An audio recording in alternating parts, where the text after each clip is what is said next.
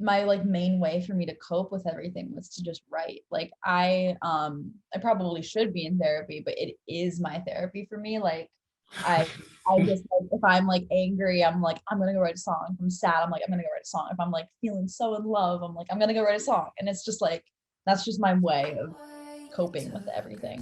I've never been loved before, like you love me. I thought that I So, had all before. right. So let's start right off the bat. For people who are not familiar with your music, because I know I described it as a cross between Girl in Red and something like Phoebe Bridgers or something like that. So how would you describe it in your own words? Yeah, it's hard to like put it into one genre because I don't necessarily fit into one genre right now. I just like experimenting with different things. Mm-hmm. So I think like some of the songs on the album, like To the Water and Bass in the Crowd could kind of just be put under the category of just singer-songwriter because it's kind of just me and my guitar. Right. But then I have other ones on there like Hours, which is a little more like indie electronic, even like a little bit of Mm-hmm. psychedelic vibes. Right. Um, so I think all of it could kind of just fit under the category of indie pop. Yeah, I know one of my favorite songs off the album is the Layla. And yeah, it's funny that you mentioned different sounds because that's like an 80s slash 90s CW, One Tree Hill.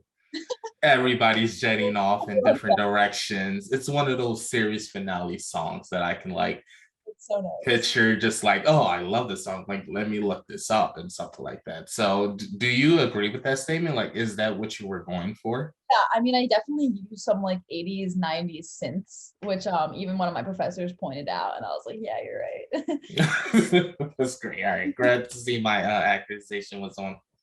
So, as a person new to like experimenting with different genres and trying to find your voice, how would what different do you like what's different that you bring to like the indie pop genre?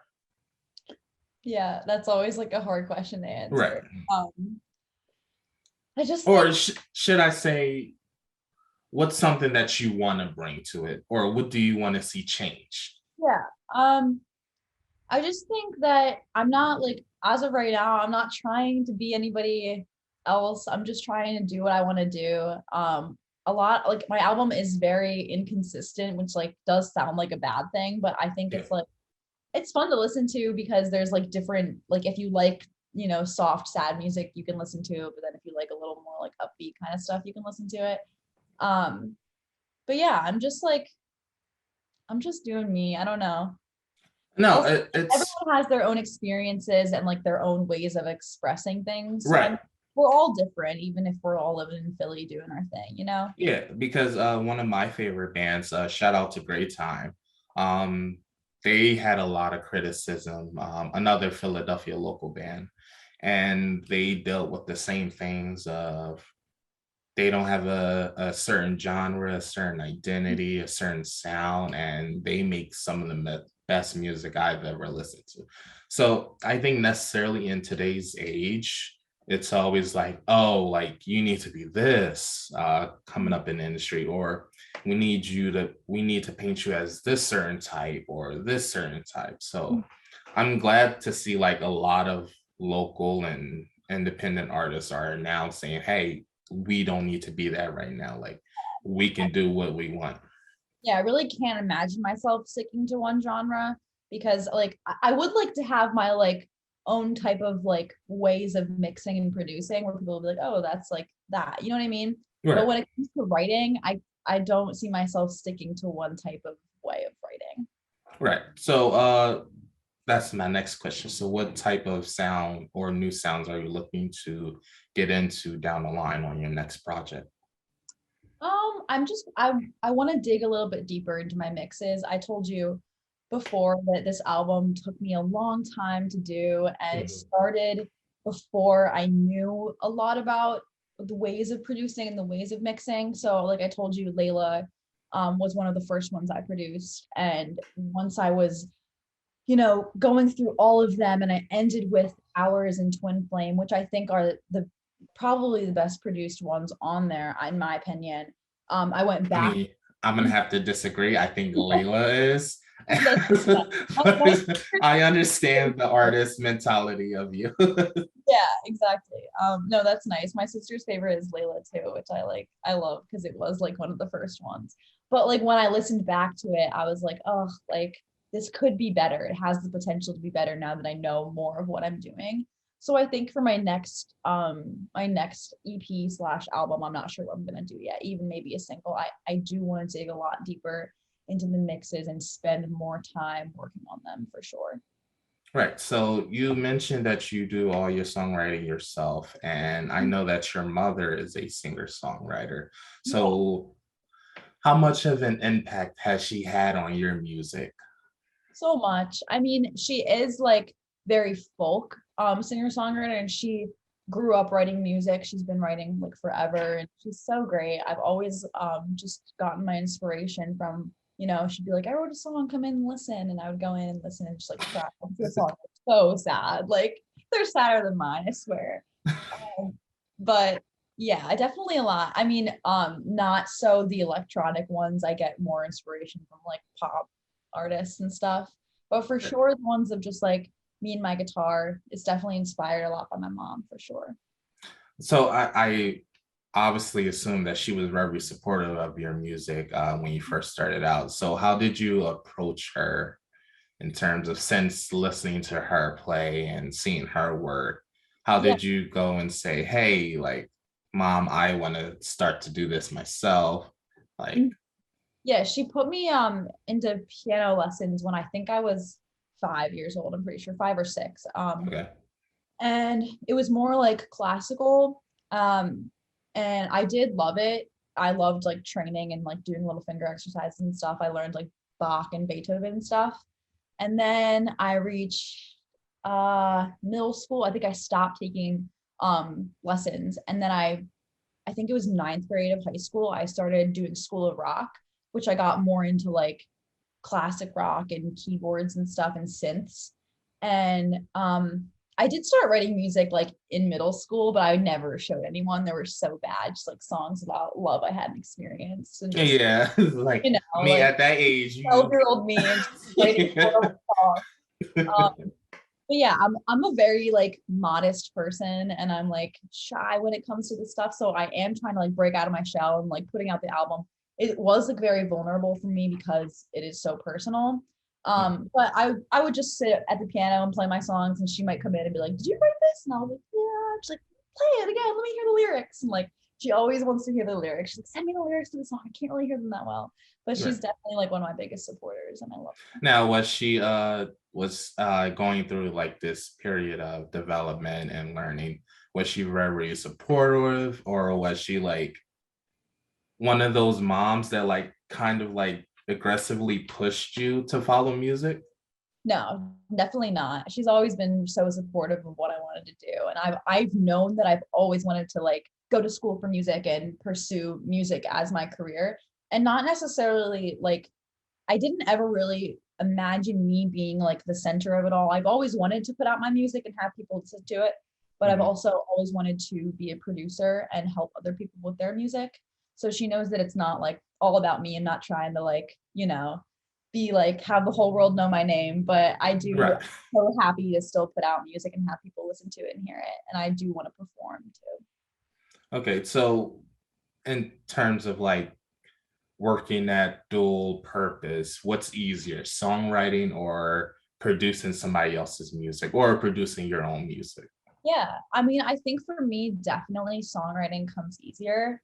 I'll just be like in the shower and have like a line come into my head, like, oh, I need to write that down when I get out. And like, Same with poetry. yeah, for sure. Then like I kind of just go to my piano or guitar, usually piano, but I'll just sit down and like, come up with the melody for the line that I had. Um, but yeah, songwriting for sure. And then I'm like slowly getting better at producing and mixing. It's very like different, especially when it comes to like the electronic stuff. But I'm helping my friend right now, Kelly Thomas. I'm so happy I get to working with her, and I'm helping her put out her first single, which will eventually turn into an EP, but I'm really excited to work on it and just like continue to grow and get better at it. Sweet. So what big name like producers are you like trying to like pull little bits of pieces from, like oh, like this is how he does it and maybe I can like tweak it, or this is how she like approaches production and something like that? Is that like something that you're doing? I do have some favorite producers. My favorite artist, like in general, overall, is Tame Impala, and I just like I love him so much. Good choice. So like, especially like I wouldn't say any of my music sounds like his at all, Right. but like, for hours especially, I was kind of like inspired by Tame, and I wanted to kind of create something a little bit more psychedelic like that. I love Mark Ronson. He's done stuff with Tame Impala, and Jack Antonoff of the Bleachers. Love Jack Antonoff. He's like just a machine, but I love Anything he touches is just that. pure gold. So like if I could eventually like be a producer, also the industry is so male dominated. It And like is. that's one of my goals. Like I just want to be a producer and like, have that like female name out there and make people's music and help them. Right. Now, for an artist, this overall year has been very trying and a lot of attempts at our artistic abilities. So, how throughout the album process, what type of state of mind were you psychologically in?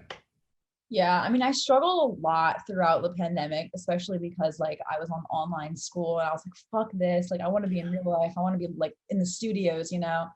Uh, so it was really hard, but I do think that so much of the album came from the pandemic that I like wouldn't have had it without it. I think it caused a lot of people to lose like very important relationships in their life, Yeah. which definitely had a lot to do with my album. Right. Even though So, I was sad, yeah. I got some stuff out of it. So Yeah, even though it came out and it was good and like you put in the work in it, it's still like maybe like hindered your success or something like that. yeah. So what would you say was the biggest what would you say is the biggest obstacle in overcoming your mental issues? I don't know. That's such a hard question. I just think that like my like main way for me to cope with everything was to just write. Like I probably should be in therapy, but it is my therapy for me. Like I I just like if I'm like angry, I'm like I'm gonna go write a song. If I'm sad, I'm like I'm gonna go write a song. If I'm like feeling so in love, I'm like I'm gonna go write a song. And it's just like that's just my way of coping with everything. Right. So now being such a rookie, I should say, in the music industry, what has been the biggest cultural shock or the biggest industry shock that you have witnessed since you go from being a person who just listens to music to now actually being an artist and seeing the other side of things? Yeah, it's definitely there's a lot of pressure in the industry for sure, especially going to art school. There was one thing that kind of just like hit home for me. It was I had this opportunity to go to his name was Obi O'Brien. I went to his studio. He's actually the producer for Bon Jovi, which is so random, but I just Oh got yeah. and he's no shame on him. He's just like old and kind of stuck in his ways. And I went to see him and I played him some of my songs and we talked through them. And he wasn't like the nicest, most friendly dude, like at all. Like, Really? I don't see your vision, like because he's like a rock and roll guy who like, works with Bon Jovi and he's like Mhm. his ego is just, really high. But it just made me like it made me like so turned off from the industry. And I'm just like, oh, these like old men like that just, and I just want to change it so badly. I would love to see more female producers and just yeah. Well, was there like it sucks that you had that experience. Was there like anything that you could have salvaged from that lesson or like a session? Yeah, for sure. I mean, it was like even just going to the studio was so cool. Like it just Mhm. like it was such a cool room. He has all these like artifacts that are like just like cool and unique, and it was Right. fun. I mean, like I still enjoyed getting to be in the studio and like play the nice piano and like, look at all like the mixing boards and stuff. And that was cool, but he wasn't like the best guy ever, and I was kind of just like turned off from the whole experience. But um I'm still looking for connections, and I'm still gonna like I'm not gonna let that like turn me away if there are other like male producers who want to talk. I'm not like turned Yeah, off you're not gonna just let that like, hinder your oh, success. no. Yeah. No, I understand that. So if I'm correct, you didn't grow up in Philadelphia? No, so it's more suburbs of Philly. Westchester, Pennsylvania is where I grew up. My Okay. parents still live there. So yeah, it's like a So how has like being now living in Philadelphia and going to an art school right down the street, how has the whole vibe and culture and artistic impact of the city made any kind of success on your album or yeah. music? I mean, I wouldn't have met anyone who helped me with the album if it wasn't for where I live and where I go to school. Especially my whole sophomore year online is where I met all the people pretty much for my album. I had a class with Cutter Mummert, who I like, he's so talented and good at Mhm. drums. And I texted him and was like, hey, do you mind? Like, do you want to help me with this album? And he was like, yes, for sure. And he did drums, and it was all online. It was all through remote recording. And with Andrew, he was on ours and he did guitar, and it was also in one of my classes, and we just zoomed the two of us, and he did his guitar through it, and it ended up being one of my favorites on the album. But yeah, I also had Quentin Watkins. I'd like to talk about America Loves Me. He's Yeah. great. He produced This Heart. He helped me with it. That was the only one that I didn't produce. Which you can kind of tell because it's like so fast. It's like sad song, like soft, and then it goes to this like Right. health, like Yeah. heart song. But yeah, he's great, and I like wouldn't know him if I weren't in Philly. And yeah, just like the whole, like house show culture. It's just fun to like, see local artists and like watch them grow. So have you reached out to any local bars or venues or anything like that, hoping to like get a spot or connect or something like that? Not fully yet in Philly. I do have a show on October 16th in Westchester. It's at this venue called Fens, which is like a cute coffee shop on the bottom floor, and you go upstairs in this venue. It's really cute. Okay. Um, so I do have a show there. I'm not gonna lie, I'm nervous because I haven't performed since 2019, but also I'm really excited because it's just gonna feel so good to like, you know, Get be back on stage. yeah, exactly. But yeah, I'm hoping to get a few more gigs in Philly, even though it's nerve-wracking for sure. Right. So you put out an album, you're producing another person's single.